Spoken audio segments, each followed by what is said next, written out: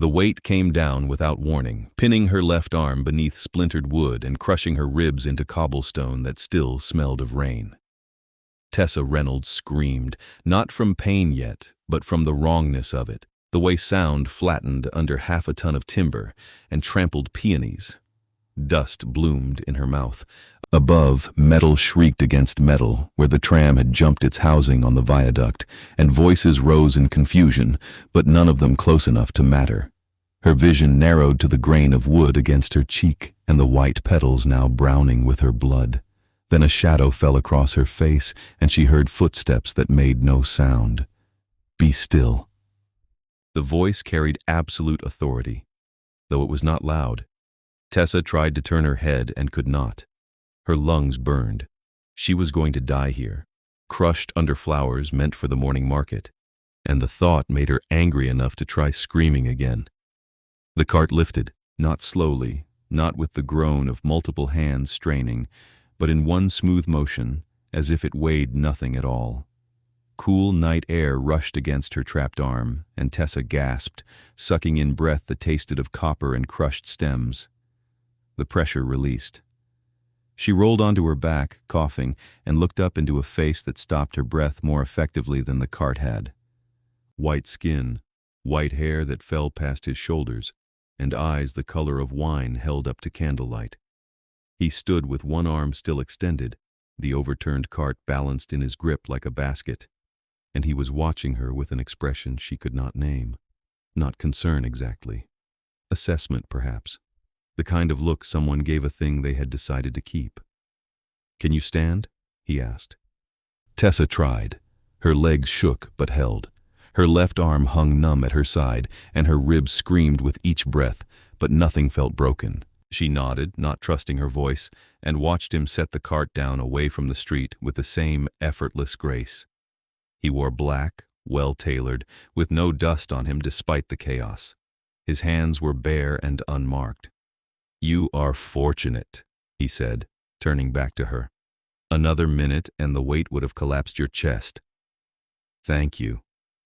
The words came out hoarse. Tessa coughed again, tasted blood, and spat onto the cobblestones. "You thought you would die. You were correct." He moved closer, and she saw he was tall, perhaps 6.5 feet, with the kind of posture that suggested he had never slouched in his life. The tram should not have jumped its rail. The viaduct was inspected last month. Tessa followed his gaze upward to where the tram hung half off the track, its front wheels dangling over the market below. People were climbing out, shaken but alive. The driver was shouting something about the brakes failing, about the rail giving way beneath them. She looked back at the man who had saved her and saw him watching the viaduct with eyes that had gone cold. "I need to go up there," he said, almost to himself. Then his gaze returned to her, and some of the coldness faded. "You are injured. Where do you live?" "I can manage," Tessa said automatically. Her arm was starting to wake up, pins and needles flooding from shoulder to fingertips. "I just need—" That was not what I asked. The words were not harsh, but they left no room for argument. Tessa found herself answering before she had decided to. "Caulfield Street, the boarding house near the baker's." He nodded once, then stepped close enough that she could feel the cold radiating from him. Not the cold of winter air, but something deeper, like standing near a tomb. "I will see you home. Do not argue." "I don't even know your name," Tessa said, though she was already walking, her body obeying him without consulting her mind. "Ravian Yavorsky." He spoke the name as if he expected her to recognize it. When she only looked blank, something that might have been amusement crossed his face. "You are new to the city." 6 months, Tessa said. They were moving through the market now, past stalls where vendors were picking up scattered goods and arguing about who was responsible. No one looked at Ravian directly. They parted before him like water around a stone, their eyes sliding away whenever he came near. "I came for the university. I am studying civil engineering." That did get a reaction. He glanced down at her, one pale eyebrow rising. "Are you?" "Is that surprising?" "In my experience, engineers do not usually work night shifts at flower markets." Tessa felt herself flush. University is expensive. The market pays better than the library. They had reached the edge of the market district, where the streets narrowed and the gas lamps grew sparser. Ravian moved through the darkness as if it were full daylight, never breaking stride, and Tessa had to hurry to keep up despite her injuries. She was beginning to suspect what he was, though the thought seemed absurd. Vampires were real. Everyone knew that. But they stayed in their own districts, in the tunnels and old buildings below the human city. They did not walk through night markets lifting carts off clumsy engineering students. "Here," she said, stopping in front of a narrow boarding house with peeling paint and a crooked sign. "Thank you again. I would have died if—" "Yes." Ravian looked up at the building, his expression unreadable. "You would have. Remember that." Before she could ask what he meant, he turned and walked back the way they had come, his white hair gleaming in the lamplight until the darkness swallowed him whole. Tessa stood on the steps for a long moment, her arm throbbing and her heart beating too fast. Then she went inside, climbed the stairs to her room, and sat on the edge of her narrow bed, staring at nothing. She had fallen in love in the moment he lifted the cart. She knew it the way she knew her own name, with a certainty that made her want to laugh and cry at once. It was the stupidest thing she had ever done, falling for someone who had probably already forgotten her, someone who was not even human. The thought embarrassed her so much she put her face in her hands and stayed that way until dawn. The next day, Tessa went to her classes with her arm in a sling and her ribs taped.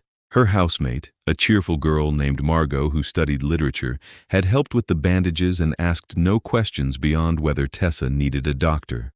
Tessa had said no, and that was the end of it. The university was full of students who could not afford doctors. She tried to focus on her lectures, on the principles of load-bearing structures and water management systems, but her mind kept drifting back to the market, to the way Ravian had lifted the cart as if it weighed nothing, to his voice, cold and certain, telling her she would have died. By the third day, she had convinced herself it had been an aberration, a moment of crisis that meant nothing. She would never see him again. She would finish her degree, find work with one of the city planning offices, and forget all about white hair and wine-dark eyes. Then she walked into her evening seminar on urban infrastructure and found him sitting in the back row.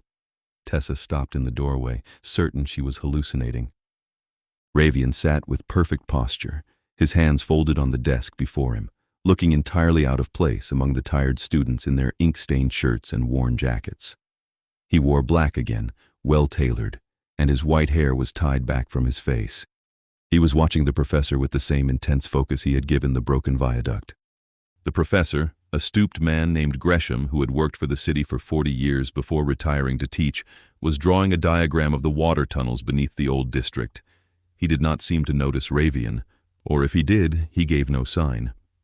Tessa slid into her usual seat near the front, her hands shaking as she opened her notebook.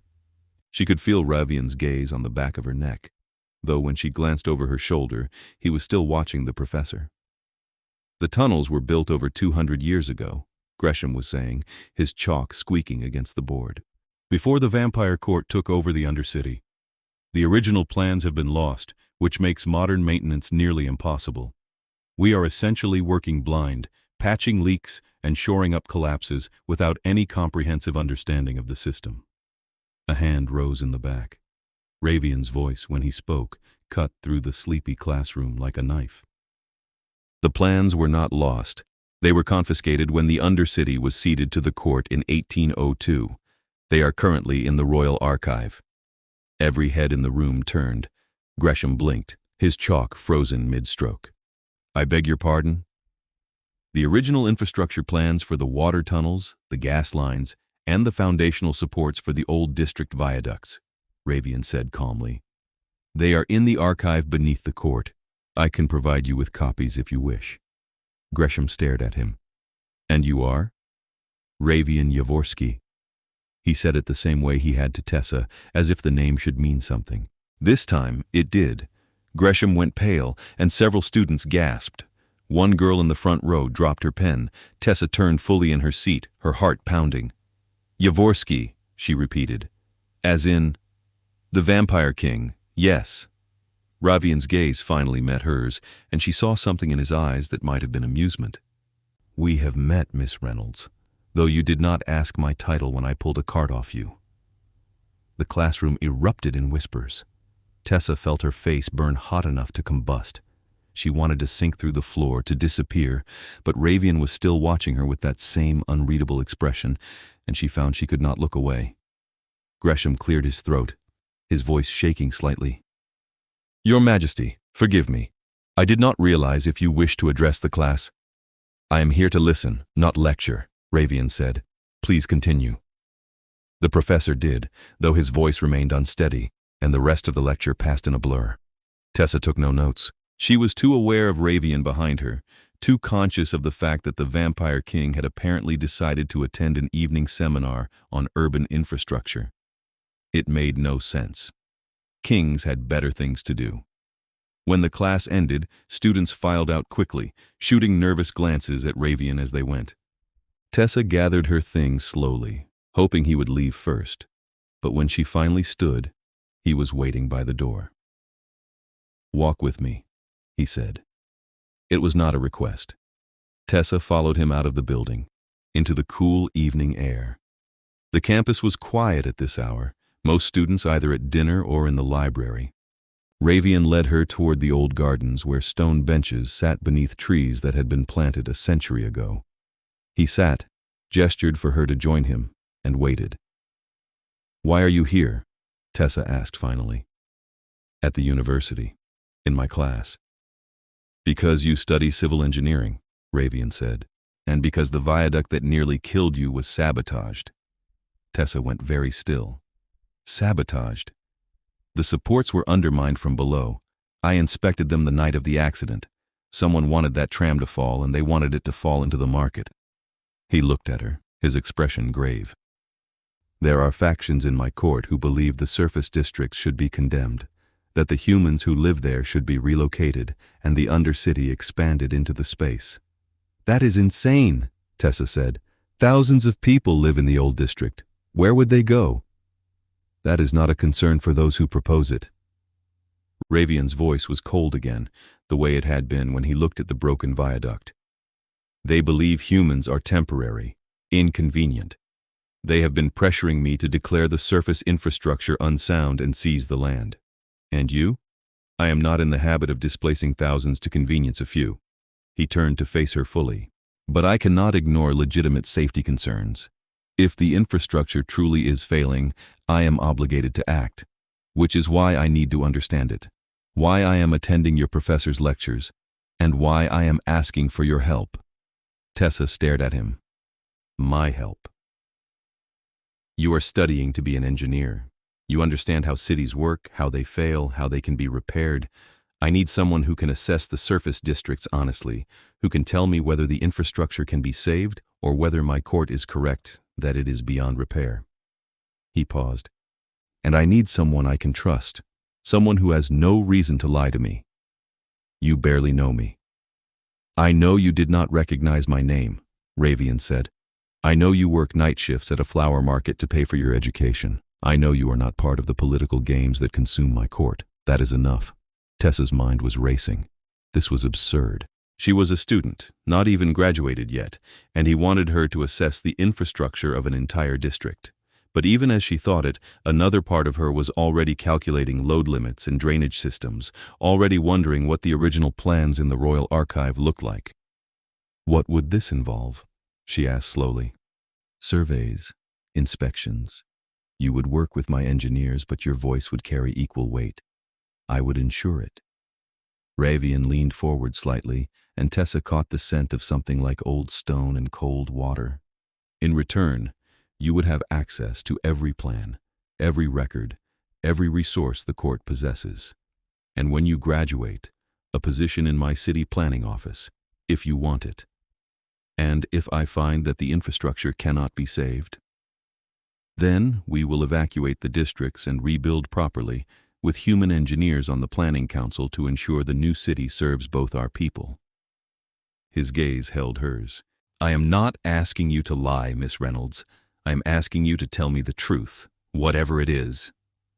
Tessa thought of the market, of the vendors who lived above their stalls, of the children who played in the narrow streets while their parents worked. She thought of the boarding house with its peeling paint, of Margot and the baker and the old woman who sold newspapers on the corner. All of them would be displaced if the district was condemned. "Yes," she said, "I will help you." Ravian smiled, and it transformed his face from something cold and regal into something almost warm. "Good. We start tomorrow. Meet me at the north entrance to the Undercity at sunset. Bring your notebooks." He stood, and Tessa rose with him, her head spinning. She had agreed to work for the Vampire King. She had agreed to spend her evenings in the Undercity, assessing infrastructure and arguing with immortal engineers. It was possibly the most reckless thing she had ever done. "One more thing," Ravian said, turning back to her.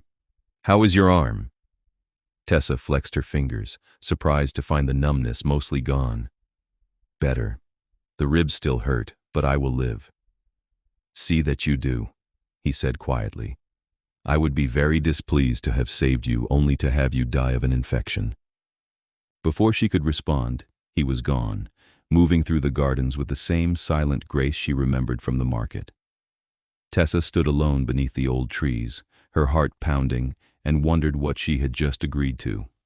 The north entrance to the Undercity was a wide stone archway set into the side of a hill, guarded by two vampires in dark uniforms who stepped aside the moment they saw Tessa. One of them murmured something into a speaking tube set into the wall, and a moment later, Ravian appeared from the shadows beyond the arch.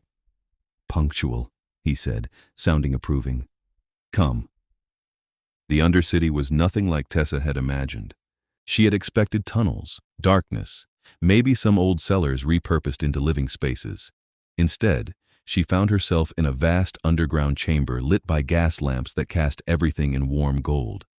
Buildings rose on either side, carved from the living rock or built from pale stone, their windows glowing with light. Streets wound between them, paved with smooth cobblestones, and vampires moved through the space with purpose, some in modern dress, others in clothing that looked centuries old. "This was a natural cave system," Ravian explained as they walked.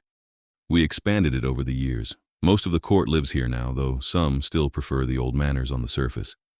"It is beautiful," Tessa said honestly.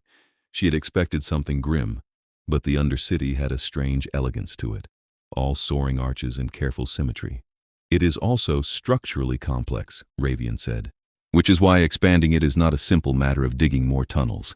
Every new chamber has to be carefully planned to avoid compromising the surface above or the water table below." He led her deeper into the Undercity, past residential buildings and what looked like a marketplace, to a large stone building with narrow windows and heavy doors.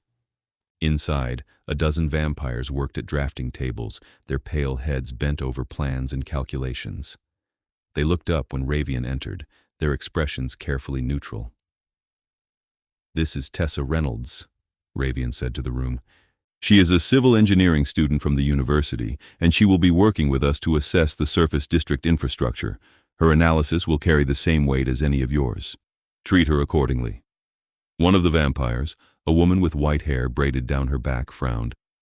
"Your Majesty, with respect, a student has no political loyalties within this court," Ravian interrupted smoothly, "and therefore no reason to skew her findings one way or another, which is precisely what I need." He turned to Tessa. "This is Ilara. She oversees the city planning office. You will work with her." Ilara's frown deepened, but she inclined her head. "Of course, Your Majesty." Ravian gestured to a drafting table near the window, currently empty. "That is yours. Ilara will provide you with the original plans for the viaduct system. I want a full structural analysis by the end of the week." "A week?" Tessa said before she could stop herself. "That is not much time for—" "Then you should start now," Ravian said, but there was no harshness in it. He was already moving toward the door. "I have court matters to attend to. Ilara will answer your questions." He left, and Tessa was alone with a dozen vampires who clearly did not want her there. She set her bag down at the empty drafting table, pulled out her notebooks, and met Ilara's gaze squarely. "I will need the original viaduct plans," she said, "and any maintenance records from the last 50 years. Ilara studied her for a long moment, then nodded. "Very well. Follow me." The archive was 3 levels below the planning office, accessible only by a narrow spiral stair that made Tessa's ribs ache.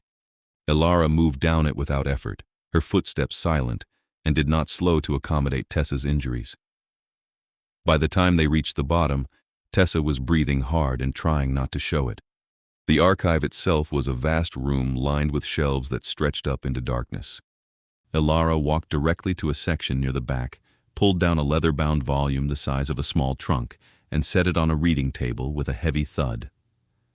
"The original plans for the old district viaducts," she said, "drawn in 1798 by the city engineer, a man named Carlyle. He was thorough, I will give him that." Tessa opened the volume carefully, her hands shaking slightly. The plans were exquisite, drawn in ink that had faded to sepia, showing every support beam, every rivet, every angle of the massive stone arches that held the tram lines above the market. Carlyle had included notes in a cramped hand, explaining his calculations and the reasoning behind each choice. "These are incredible," Tessa breathed.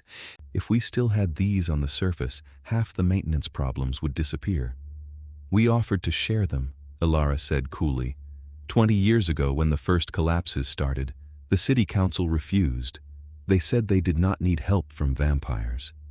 Tessa looked up at her. "Why?" Ilara's smile was thin. "Pride. Fear. The usual reasons humans refuse assistance. They would rather let their infrastructure crumble than admit we might know something useful." "That is idiotic." "Yes," Ilara agreed, "but it is also true, which is why we stopped offering." She paused, studying Tessa. "Why are you here, Miss Reynolds? Really? Is it the job Ravian promised you? The access to our resources?" Tessa thought of the market, of the white petals crushed against cobblestone, of Ravian lifting the cart with one arm. "I am here because people are going to die if the infrastructure fails," she said, "and because I think I can help prevent that." Ilara's expression softened slightly. "Good answer. Come on. I will show you where the maintenance records are kept." They worked until well past midnight, Tessa poring over plans and records while Ilara explained the history of each section of the viaduct system. The woman was sharp, Tessa realized, and deeply knowledgeable. She had been overseeing undercity infrastructure for 70 years, and she knew every tunnel, every support beam, every weak point in the system. "Here," Ilara said, pointing to a section of the plan that showed the viaduct where the tram had fallen. "This arch was reinforced in 1885, but the work was poorly done. The stone they used was too soft, and it has been degrading ever since. We flagged it as a concern 15 years ago. And the surface city ignored us." Ilara's voice was flat. "They said the viaduct was sound, that we were exaggerating the risk to create leverage for our own expansion plans." Tessa traced the lines of the arch with one finger, her mind running calculations.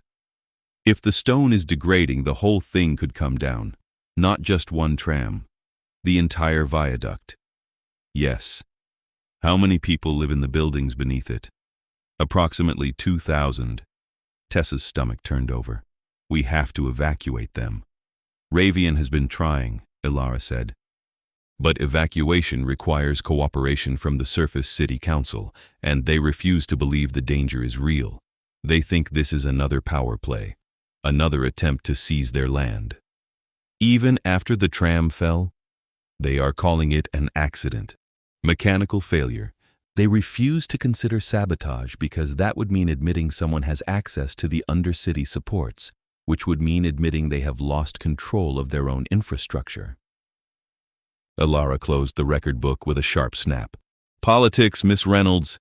It has killed more people than all the vampires in this city combined." Tessa stared at the plans, her mind racing. What if we could prove the danger, not just with records, but with a full structural survey, measurements, load tests, everything documented so thoroughly they could not deny it? "That would take weeks," Ilara said. "Maybe months. Then we should start now." Ilara studied her for a long moment, then nodded slowly. "I will assign you a team, 2 of my best engineers. You will coordinate the survey work." "And Ravian?" "I will inform His Majesty of your proposal. I suspect he will approve." Ilara stood, gathering the records. You should go home, Miss Reynolds. You look exhausted. Tessa wanted to argue, but her ribs were throbbing and her eyes felt full of sand. She nodded, following Ilara back up the spiral stair and through the planning office, now empty, all the drafting tables dark. The Undercity was quiet at this hour, the streets nearly deserted, and Ilara walked her to the north entrance without speaking. Tomorrow, Ilara said at the archway. Return at sunset. I will have your team ready. Tessa nodded, then hesitated. Ilara, why did you change your mind about me? I have not, Ilara said. But you asked the right questions. And you did not assume we were the enemy. That is rare enough to be worth encouraging. She paused. Also, Ravian trusts you. That is not something he gives lightly. Before Tessa could respond, Ilara turned and walked back into the Undercity, her white braid swinging.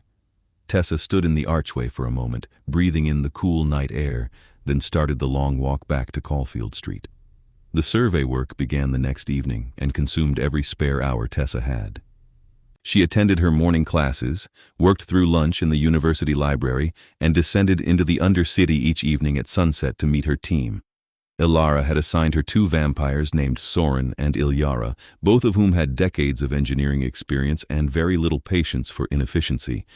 They taught her how to use the Undercity's measuring instruments, how to read the stress patterns in stone and metal, how to map the invisible web of forces that held the viaduct upright.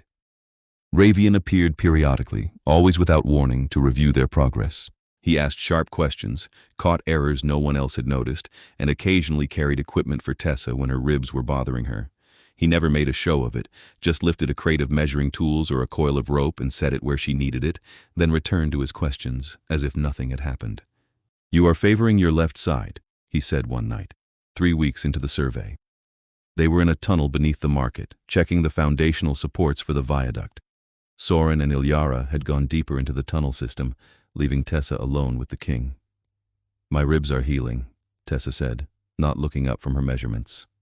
It just takes time. You should have taken more time to recover before starting this work. We do not have time. She marked a stress crack in her notebook, frowning. This support beam is worse than we thought. The metal is fatigued. It could fail any day. Ravian moved to stand beside her, studying the beam with the same intensity he brought to everything. Can it be reinforced? Temporarily. But the whole system needs to be replaced.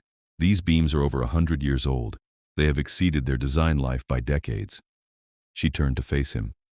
Ravian, we need to evacuate the buildings above this section, now, before we do anything else. The city council will not agree to it. Then do it anyway. The words came out sharper than she intended. You are the Vampire King. You have authority here. I have authority in the Undercity, Ravian corrected. The surface is governed by the Human Council. If I overstep, I give them the excuse they need to paint me as a tyrant trying to seize their land, which is exactly what my court's expansionist faction wants. They would use it to justify their own plans. Tessa set down her notebook, frustration boiling over. So we do nothing? We let people die because of politics? No. Ravian's voice was calm, but there was steel beneath it. We document every failure point. We build a case so airtight the council cannot ignore it. And then I present it to them myself, with you at my side. A human engineer, trained at their own university, confirming the danger. That they might believe. And if they do not, then I evacuate the district anyway and deal with the consequences. He looked at her, and something in his expression made her breath catch. But I would prefer to avoid open conflict with the surface city, for both our sakes. Tessa nodded slowly. How long do we have? Soren estimates we can finish the full survey in 2 more weeks. Then we compile the report. Another week for that, so 3 weeks total. Ravian paused. Can the supports hold that long? I do not know, Tessa admitted. Every day is a risk. Then we work faster. He picked up her notebook, flipped through her notes with the ease of someone who had read hundreds of engineering reports. Your documentation is excellent, clear, thorough, and impossible to misinterpret. The council will have no room to argue. You sound very certain. I am certain of you. Ravian said simply. He handed the notebook back, his fingers brushing hers. You do good work, Tessa Reynolds. It was the first time he had used her first name. Tessa felt warmth spread through her chest, dangerous and unwelcome, and she looked away before he could see it on her face. We should catch up to Soren and Ilyara. They will wonder where we are. They worked through the night, mapping every crack, every sign of metal fatigue, every weak point in the system. By the time Tessa climbed back to the surface, the sky was turning gray with dawn, and she had just enough time to wash her face and change her clothes before her first class. She fell asleep during a lecture on hydraulic systems and woke to Margot shaking her shoulder, her expression concerned. You are going to work yourself to death, Margot said as they walked back to the boarding house. You barely sleep, you barely eat. What are you doing down there? Infrastructure survey, Tessa said, too tired to dissemble. For the viaduct system. At night? With vampires? They cannot exactly work during the day. Margot was quiet for a moment. Is this about that man? The one from your class? The king? Tessa felt her face heat. This is about making sure 2,000 people do not die when the viaduct collapses. Right, Margot said, clearly unconvinced. Nothing to do with the incredibly attractive vampire king who apparently rescued you from certain death. That would be silly. It would, Tessa agreed firmly, ignoring the way her traitorous heart sped up at the mention of Ravian. This is work. That is all. But that night, when she descended into the Undercity and found Ravian waiting for her at the north entrance, carrying a bag of food he had clearly asked someone to pack for her, she had to admit Margot might have a point. You missed dinner, he said, handing her the bag. Ilyara mentioned you have been skipping meals. I eat, Tessa protested. When? She could not actually remember the last proper meal she had eaten. I will eat this now. Thank you. They walked into the Undercity together, Ravian matching his pace to hers without being asked. Tessa pulled out a roll and bit into it, surprised by how hungry she was. The bread was good, fresh and soft with butter and honey. Nothing like the dry stuff the boarding house served. How are your classes? Ravian asked. Fine. I am managing. Barely. She had fallen behind in 2 of her courses, and her final projects were looming. But the survey work felt more important than any grade. If you need to reduce your hours on the survey, tell me. I do not. Tessa finished the roll and started on a piece of cheese. We are so close to finishing, I can catch up on coursework later. Ravian did not argue, but she saw him frown. They reached the planning office, where Soren and Ilyara were already waiting with maps and equipment. Tonight they were surveying the eastern section of the viaduct, the oldest part, where Carlisle's original supports met later additions that did not quite match the engineering standards. The work went quickly. After weeks of practice, Tessa and her team moved with efficient precision, each knowing their role without discussion. They measured and documented, marking every stress point, every sign of impending failure. By midnight, they had covered half the section. Break! Soren announced, setting down his equipment, before someone makes a mistake from exhaustion. They sat in a side tunnel, drinking water and eating the food Ravian had provided. Ilyara was reviewing their notes, her pale face intent in the lamplight. Soren was sharpening a pencil with a knife, the wood curling away in long ribbons. Question, Tessa said. Why do you do this? You have been maintaining surface infrastructure for decades. You get no credit for it, no recognition. The council actively fights you. Why keep doing it? Soren and Ilyara exchanged a glance. Because it needs doing, Soren said finally, and because we remember when the city was whole. Before it was divided into surface and undercity, human and vampire. It was a better place then. You are old enough to remember that? I am 230, Soren said. I watched them build these viaducts. I worked on some of them, back when human and vampire engineers collaborated on projects. His expression turned wistful. Those were good years. We built things that lasted. What changed? Tessa asked. Fear, Ilyara said quietly. A vampire killed a council member's daughter. It was a crime of passion, nothing political, But the council used it as an excuse to segregate the city, pushed us underground, literally, and claimed the surface for humans only. She paused. Ravian's grandfather was king then. He agreed to it to prevent a war. And now? Now we have a king who wants to repair what was broken, Soren said. But he is fighting two battles, one against the human council, who see us as a threat, and one against his own court, who see humans as beneath their concern. Is that why some of them are sabotaging the infrastructure? Tessa asked. To force the issue? Soren's expression darkened. Yes. They believe if they can make the surface city uninhabitable, Ravian will have no choice but to expand the undercity and claim the land. They see it as restoring the old order. That is not restoration, Tessa said. That is conquest. Try telling them that. Ilyara stood, gathering her equipment.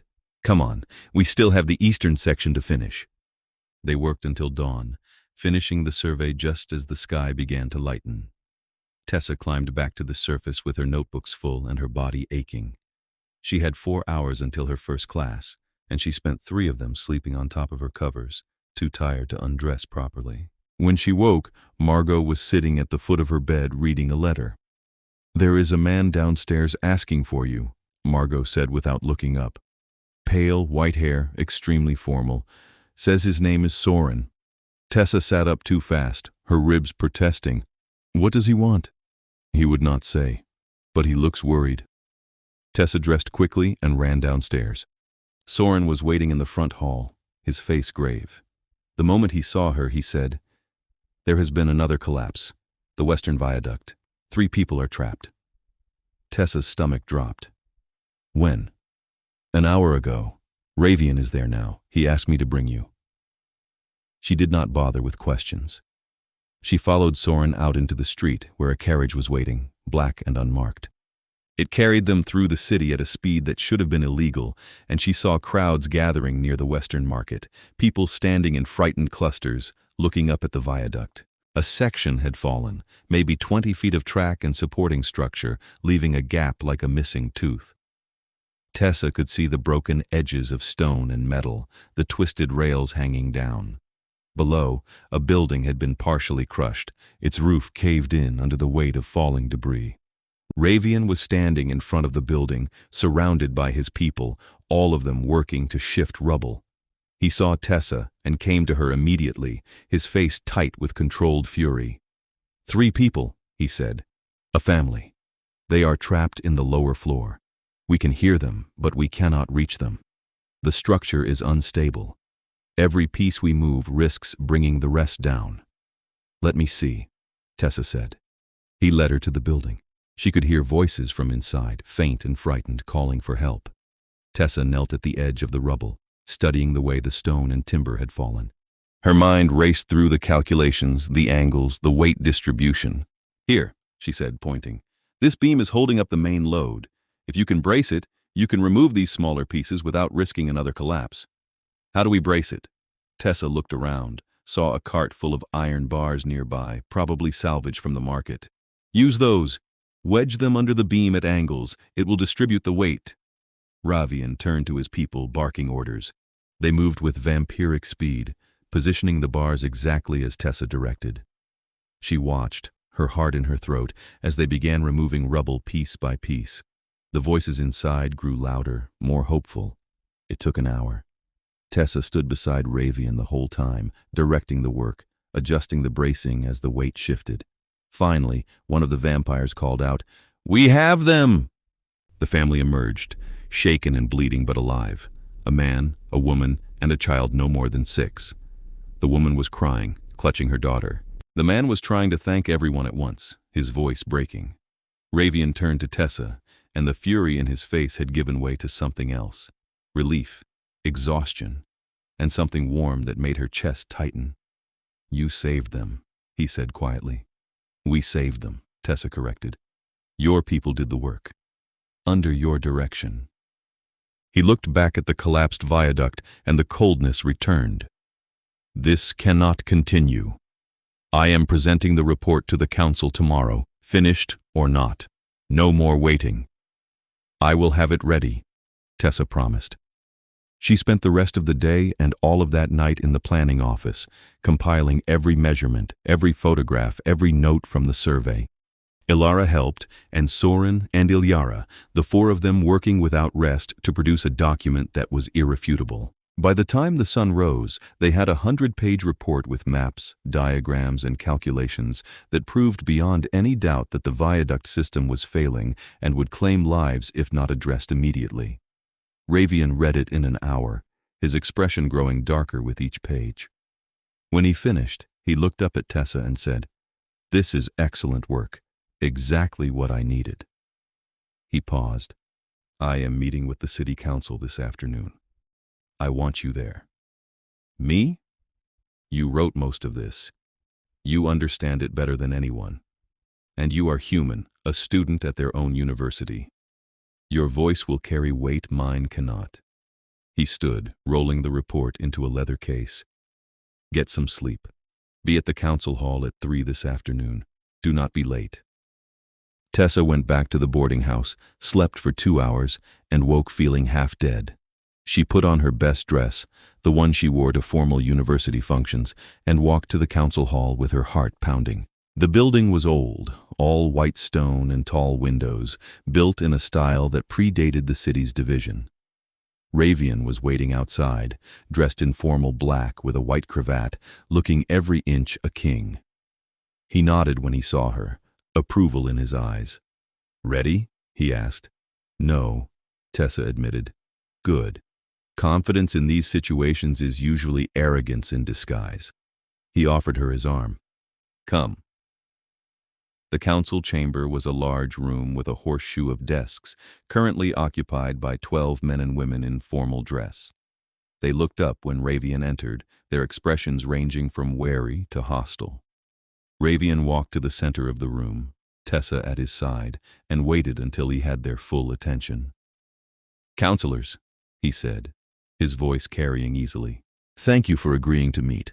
I am here to discuss the structural failures in the old district viaducts, failures that have now claimed 3 lives and will claim more if not addressed." "Your Majesty," one of the counselors said, a gray-haired woman with sharp eyes, "we are aware of the incident yesterday. It was tragic, but such accidents happen. Infrastructure ages. We are already planning repairs." "This was not an accident," Ravian said, "and repairs are insufficient. I have brought a full structural report compiled by a team of engineers including Miss Tessa Reynolds, a civil engineering student from the university." He gestured to Tessa, and she stepped forward, her hands shaking slightly. "Counselors, I have spent the last month surveying the viaduct system in detail. What we found is catastrophic. The support structures are failing across multiple sections. The western viaduct that collapsed yesterday was not an isolated incident. It is part of a systemic failure that has been developing for decades." She opened the report, showing them the diagrams and calculations. "These are the original plans, drawn in 1798 by the city engineer Carlyle. They show a support system designed to last 100 years with proper maintenance.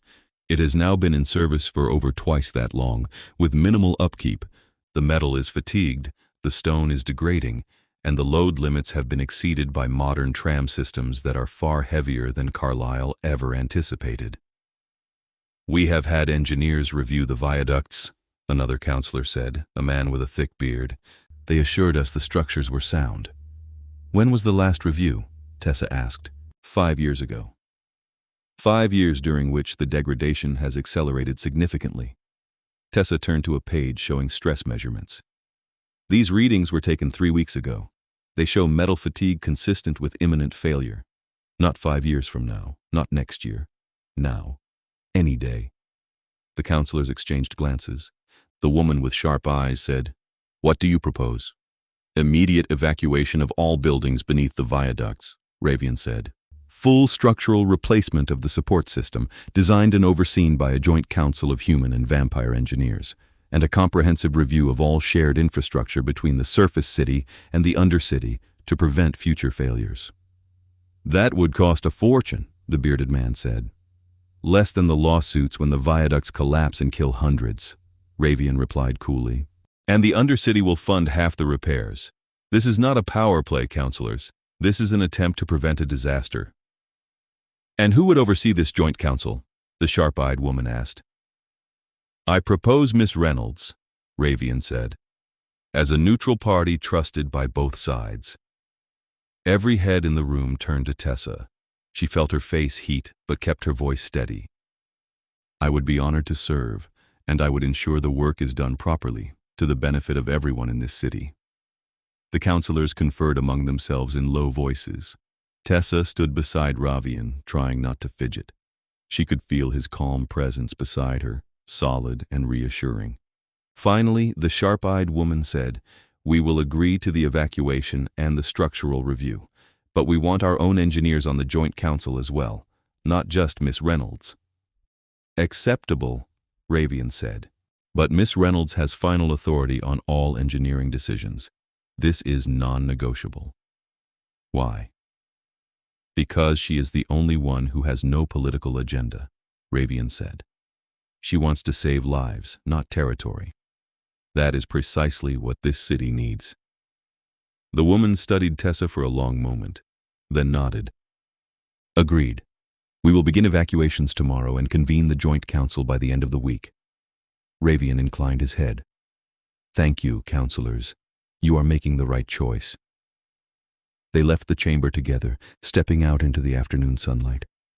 Tessa felt lightheaded, as if she might float away. They had done it. The evacuation was approved. People would be safe. You were magnificent, Ravian said as they walked down the steps. Confident, clear, unshakable. They believed you. I just told the truth. Yes, but you told it in a way that left no room for argument. That is a rare skill. He paused at the bottom of the steps. The joint council will require most of your time for the next several months. I am aware you are still a student. If you need to postpone your graduation— No, Tessa said quickly. I will manage. I am not giving up my degree. Ravian smiled. I did not think you would, but I wanted you to know the option was there. He looked up at the sky, which was beginning to dim as evening approached. I have court matters to attend to, but I will see you tomorrow at the planning office. We have a city to rebuild. He walked away, his white hair catching the last of the sunlight, and Tessa stood on the steps of the council hall watching him go. She had fallen for him the night he lifted the cart, but this was different. This was deeper. She was falling still, harder with every conversation, every shared glance, every moment he treated her as an equal when the entire world saw him as a king. It was going to destroy her, she thought, and she could not bring herself to care. The next 3 months passed in a blur of work. The evacuations went smoothly. The displaced families housed in temporary shelters, funded jointly by the council and the Undercity. The Joint Engineering Council met twice a week, with Tessa mediating between human and vampire engineers who had decades of mutual distrust to overcome. The actual work of replacing the viaduct supports began in early autumn. Huge crews working around the clock in shifts that accommodated both daylight and darkness. Tessa slept 4 hours a night if she was lucky. She finished her coursework through sheer stubborn will, turning in final projects between council meetings and site inspections. Margot brought her food and made sure she ate it, and occasionally forced her to sleep by physically removing her notebooks. Ravian was everywhere. He attended every council meeting, reviewed every engineering decision, and could be found at the construction sites more often than in his own court. He carried things for Tessa without being asked, appeared with food when she forgot to eat, and once, when she nearly passed out from exhaustion during a meeting, simply picked her up and carried her to his carriage over her protests. You are not useful to anyone dead, he said, setting her on the carriage seat. Go home. Sleep. I have 3 more meetings, which I will attend in your place and brief you on tomorrow. His voice allowed no argument. Sleep, Tessa. She did, and when she woke 12 hours later, there was a note from Ravian on her nightstand, summarizing all 3 meetings in perfect detail. Margot said he had delivered it himself, very early in the morning, and had told her to let Tessa rest as long as she needed. He is in love with you, Margot said, reading over Tessa's shoulder, in case you somehow had not noticed. He is a king, Tessa said, her heart doing something complicated in her chest. And I'm a student who works night shifts at a flower market. Well, I did before all this. He is not in love with me. Then he is very bad at showing it, Margot said, because he looks at you the way heroes in novels look at the women they are about to dramatically confess their feelings for. Tessa wanted to believe it. But kings did not fall in love with engineering students, and she was too practical to let herself hope. So she focused on the work, on the slowly rising support structures that would hold the viaducts safe, on the joint council that was learning to function as a real team, rather than two factions forced together. In late November, they hit a complication. One of the drainage tunnels beneath the old district had collapsed, flooding the foundation work and setting the project back by weeks. Tessa spent an entire night in the flooded tunnel with Ravian and a crew of workers, trying to redirect the water and shore up the collapse. It was freezing, miserable work. The water came up to Tessa's waist, and her teeth were chattering so hard she could barely speak. Ravian kept close to her, his hand steadying her when she stumbled, his voice calm as he directed the work. Finally, at 3 a.m, they got the water redirected and the tunnel stabilized. Tessa climbed out of the tunnel shaking with cold, her clothes soaked through. Ravian took one look at her and said, "Come." He led her to his carriage, which was waiting nearby, and produced a blanket from inside. He wrapped it around her shoulders, then sat beside her, his cold presence somehow still warmer than the night air. "You need to get dry," he said. "I am taking you to the Undercity. The court has warm baths and clean clothes. I can go home. You will catch pneumonia before you get there." His tone was final. "Do not argue." Tessa was too cold to argue. She let him take her into the Undercity, through empty streets to a part of the court she had never seen. Private quarters, she realized, richly furnished and quiet. He led her to a bathing chamber with a large stone tub already filled with steaming water. "There are clothes in the wardrobe," he said. "Use whatever you need. I will be outside." He left, closing the door behind him. Tessa peeled off her wet clothes, sank into the hot water, and felt her body slowly unfreeze. The bath was pure luxury, the water scented with something like cedar and mint, and she stayed in it until her fingers pruned and her core temperature returned to normal. The wardrobe held a collection of clothing in varying sizes, all clearly meant for guests. Tessa chose a simple dress in dark green, warm and well-made, and found it fit reasonably well. When she emerged from the bathing chamber, Ravian was waiting in the sitting room, 2 cups of tea on the table before him. "Better?" he asked. "Much. Thank you." Tessa sat, accepting the tea he offered. The room was warm, a fire burning in the hearth, and for the first time in months, she felt herself relax. They sat in silence for a while, drinking tea, watching the fire. Finally, Ravian said, "You have done extraordinary work these past months. The viaduct project would have failed without you. It was a team effort, led by you." He set down his cup, turning to face her fully. "Tessa, I want to offer you a permanent position, head of the Joint Infrastructure Council. The project will take years to complete fully, and I cannot think of anyone better suited to oversee it." Tessa's breath caught. "I graduate in 2 weeks. I was planning to look for work with one of the city planning offices." "This is a city planning office," Ravian said. "The most important one in the city, arguably, and the pay would be considerably better than any surface position." "Why are you doing this?" Tessa asked. "Offering me all of this. A position, resources, authority beyond anything I have earned. Why?" Ravian was quiet for a long moment, his wine-dark eyes reflecting the firelight. "Because you are brilliant," he said finally.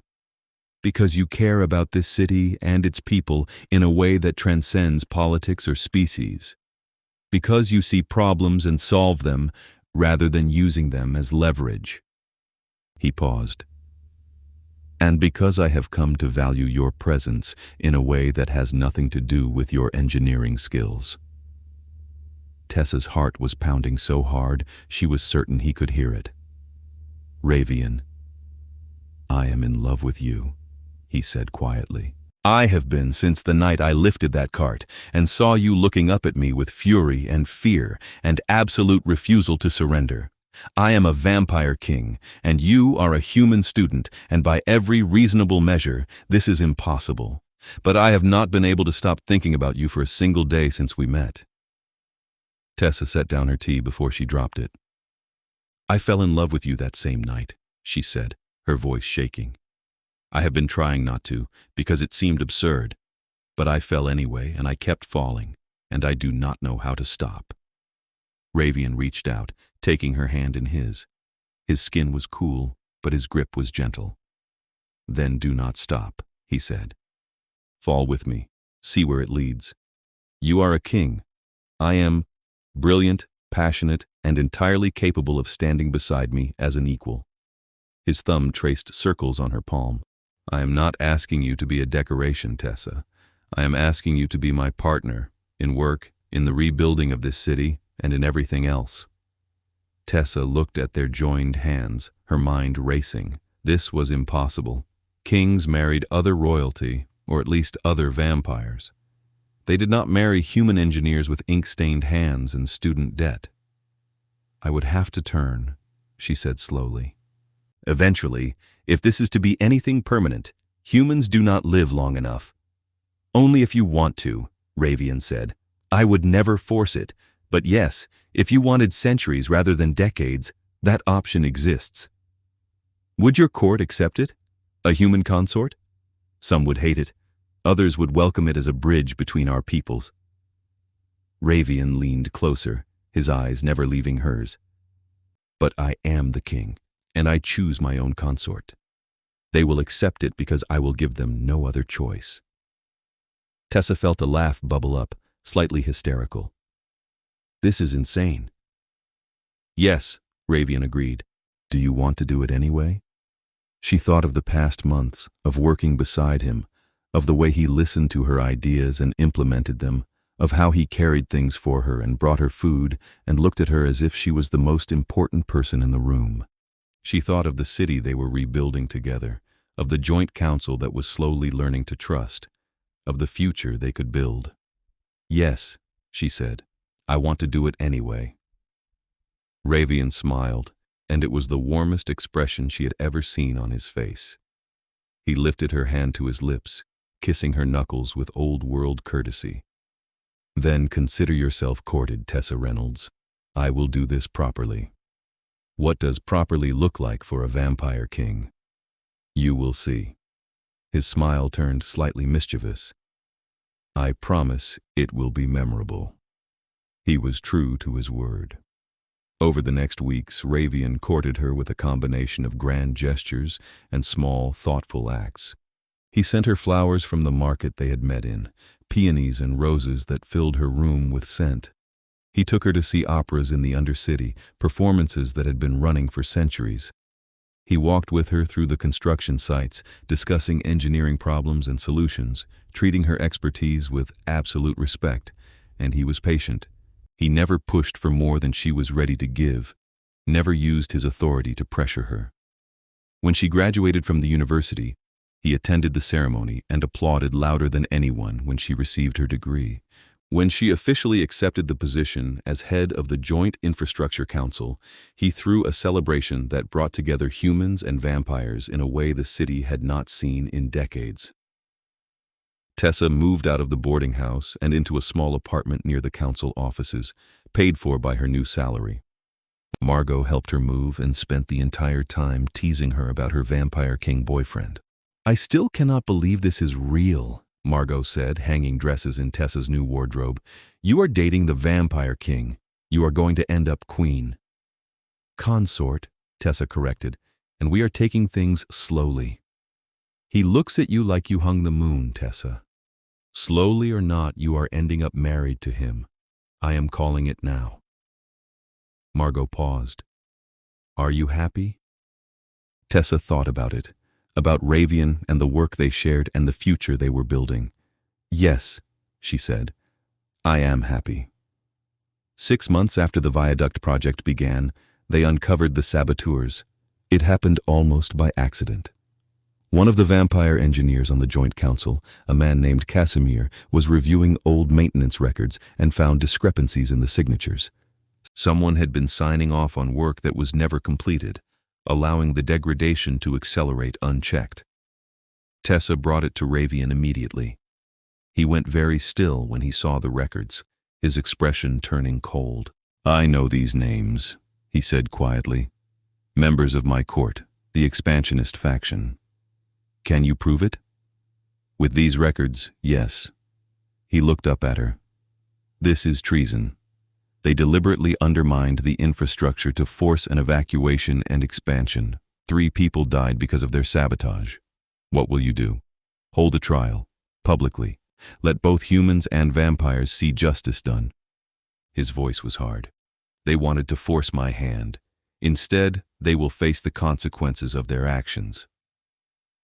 The trial took place a week later, in a hall large enough to hold representatives from both the Undercity and the surface.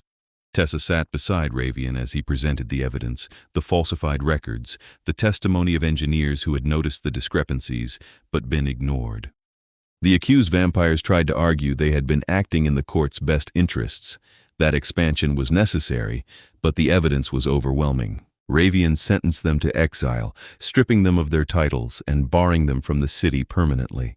It was a harsh sentence, but a fair one, and Tessa saw approval in the faces of both human and vampire observers. Justice had been done, and it had been done openly, with both sides witnessing it. Afterward, Ravian found her in the planning office, where she was reviewing the latest construction reports. He looked exhausted, the trial having taken more out of him than he wanted to admit. "It is done," he said, sitting beside her. "The saboteurs are gone. The factions will settle now, I think. They have seen I will not tolerate actions that harm the city." "You did well," Tessa said. She took his hand, lacing their fingers together. "I am proud of you." He looked at her, something vulnerable in his expression. "I could not have done any of this without you. The survey, the council, the trial. You have been the foundation of all of it. We did it together." "Yes," Ravian said. He reached into his coat, pulled out a small box, and set it on the desk between them. "Which is why I want to make it official." Tessa's breath stopped. She looked at the box, then at him, her eyes wide. "I am asking you to marry me," Ravian said. "To be my consort, my partner, my equal in all things. I am asking you to help me rebuild this city and rule it together. I am asking you to let me love you for as long as you will have me." Tessa opened the box with shaking hands. Inside was a ring, silver set with a dark red stone that caught the light like wine. It was beautiful and simple and perfect. "Yes," she said, her voice breaking. "Yes, I will marry you." Ravian took the ring from the box and slid it onto her finger. It fit perfectly, as if it had been made for her. He lifted her hand to his lips, kissing it, then pulled her into his arms. Tessa buried her face in his shoulder, feeling his cool skin against hers, and let herself feel the full weight of what they had just promised each other. They married 3 months later, in a ceremony that brought together the entire city. It was held at dusk, in the main square where the old district met the Undercity, with representatives from both sides bearing witness. Tessa wore white, a dress that Margot had helped her choose, simple and elegant. Ravian wore formal black with his hair loose, looking every inch a king. The vows were traditional, adapted to include both human and vampire customs. When Ravian kissed her, the crowd erupted in cheers, and Tessa felt something in her chest unlock, a happiness so complete it was almost painful. The reception was held in the Undercity, in a hall decorated with flowers from the market and lit by hundreds of candles. Humans and vampires mingled freely, eating and drinking and dancing. Tessa danced with Ravian, with Soren and Alara, with counselors from the surface and nobles from the court. She saw Margot dancing with a vampire scholar, both of them laughing, and she thought that maybe, just maybe, they were building something that would last. Late in the evening, Ravian pulled her aside, leading her to a balcony that overlooked the Undercity. Below, the streets glowed with lamplight, people moving through them in easy comfort. "Are you happy?" he asked, the same question Margot had asked months ago. "Yes," Tessa said. She leaned against him, feeling his arm come around her waist. "I am happy." "Good." He pressed a kiss to her temple. "I intend to spend the next several centuries keeping you that way." Tessa laughed. "Several centuries. You are very confident I will agree to turn. I am confident you will want to finish the infrastructure projects we have planned. They will take at least 200 years to complete fully. His tone was light, teasing. Unless you plan to abandon me halfway through. I would never. Tessa turned to face him, her hands coming up to cup his face. I want centuries with you, Ravian. I want to rebuild this city and watch it thrive. I want everything. Then you shall have it. He kissed her, slow and deep, and Tessa felt the future unfold before them, bright and full of possibility. A year later, Tessa chose to turn. It was her decision, made calmly and with full understanding of what it meant. Ravian asked her 3 times if she was certain, and each time she said yes. She wanted the centuries. She wanted to see the city fully rebuilt, to watch the Joint Council become a permanent fixture, to continue the work they had started. The turning was done in private, with only Ravian present. It was painful, more so than she had expected, but Ravian held her through it, his voice steady as he talked her through each stage. When it was done, Tessa opened her eyes to a world that was sharper, clearer, more vivid than she had ever imagined. How do you feel? Ravian asked. Tessa looked at her hands, now pale as his, and felt the strength in them, the power. Strong, she said. I feel strong. You were always strong, Ravian said. Now you simply match your interior. They returned to the work. The viaduct project was completed 2 years after it began, the new support strong enough to last centuries. The Joint Council expanded its mandate, taking on other infrastructure projects throughout the city. Tessa and Ravian worked side by side, their partnership both professional and personal, and the city thrived under their combined leadership. 10 years after the night the cart fell, Tessa stood in the market at dusk, watching as the new lamps were lit for the first time. The ceremony was simple, just a lighting of wicks and a few words from the mayor, but it felt significant. The market had been rebuilt, the buildings beneath the viaduct repopulated, and life had returned to the old district in full. Ravian stood beside her, his hand in hers, and she thought about how far they had come. From a crushed flower cart and a screamed plea for help to this, a rebuilt city, a joined people, a future that stretched out before them in endless possibility. What are you thinking? Ravian asked. Tessa looked up at him, at his white hair gleaming in the lamplight, at his wine-dark eyes full of warmth. I am thinking that I am glad that cart fell on me, she said. I am glad you were there to lift it. I am glad for all of it. Ravian smiled, the expression transforming his face. As am I. He pulled her close, pressing a kiss to her forehead. As am I.